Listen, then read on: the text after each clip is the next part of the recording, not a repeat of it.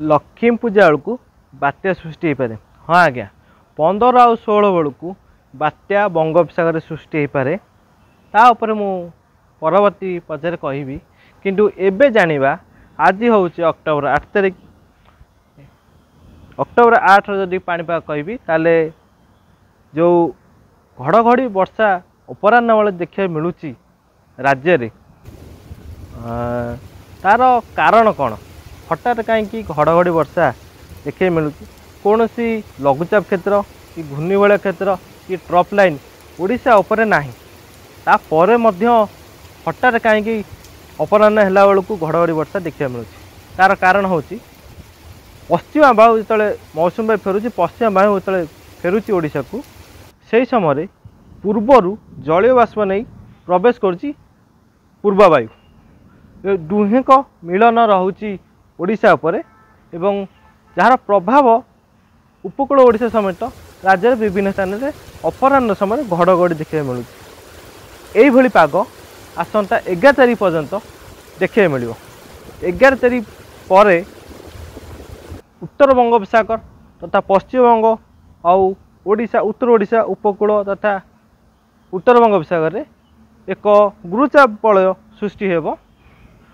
तार प्रभाव में आउ एते वर्षा देखा मिलनी जो अपराह्न समय घड़घड़ी जो वर्षा होता ता देखा मिल न पारे कहीं जो गुरुचाप वलय सृष्टि हेब तार प्रभाव ओडिशा आड़ को आसब धीरे धीरे पश्चिम दिगगतिर गति कर गुरुचाप वलय धीरे धीरे जो पूर्वा वायुटा थिला ओडिशा को आसूला ताहा धीरे धीरे कमिज जहाँफल आउ वर्षा देखा मिलना ना कमिज धीरे धीरे कमिज कि यार प्रभाव गुरुचाप वलय आसंता 14-15 तारिख 11-15 तारिख पर्यंत देखा मिल। जदि आज 8 तारिख कथा कहबी तमिलनाडु पाखे एक लघुचाप क्षेत्र सृष्टि होती पश्चिम दिग गति करी कर्णाटक एवं अरब सागर को गति कर धीरे धीरे 10 तारिख बेलू आउ एक लघुचाप क्षेत्र अरब सागर सृष्टि हम। अरब सागर सृष्टि होगापर यह अधिक घनीभूत बात्या रूप नहीं पारे अरब सागर में तार प्रभाव में कर्णाटक केरल गोवा महाराष्ट्र आसंता 15 तारिख पर्यंत प्रबल वर्षा लगी रही। आज 12-13 कथा जदि कहबी जो बात्या आशंका सृष्टि हो पारे लक्ष्मी पूजा बेलू तार जदि कथा कहबी ताले आसंता 12 तारिख बेलू दक्षिण चीन सागर को दुर्बल घूर्णिबलय धीरे धीरे बंगोपसागर आड़ को गति कर आंडमान उपर गति कर तार धीरे धीरे गति तले रंडमान उपर को से समय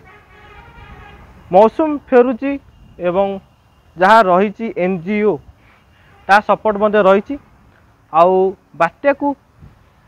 शक्तिशाली करने जहाँ सब कारक रही भरपूर रही से लघुचाप तले बंगोपसागर को गति कर आंडमान सागर को दक्षिण पूर्व बंगोपसागर को से समय यह 12-15 पर्यंत बंगोपसागर में रहिब बल जुटेब